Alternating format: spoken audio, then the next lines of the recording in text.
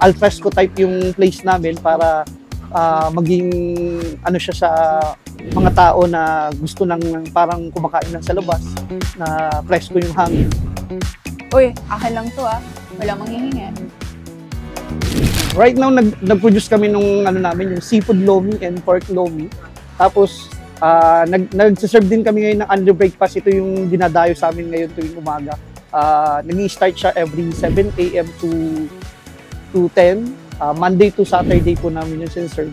Specialty namin dito, meron kaming kabsa chicken, Arabic food. Tapos meron din kaming mga sizzling sisig. Yung sinigang, dinagyan namin ng twist. Ginawa namin siyang sinigang sa lechon kawali. Meron din kaming bangus de cocilo, squid a la pobre, calamares namin na tinadayo rin dito. Naging trademark namin dito yung mga pansit namin, like bihon, canton, and sotag.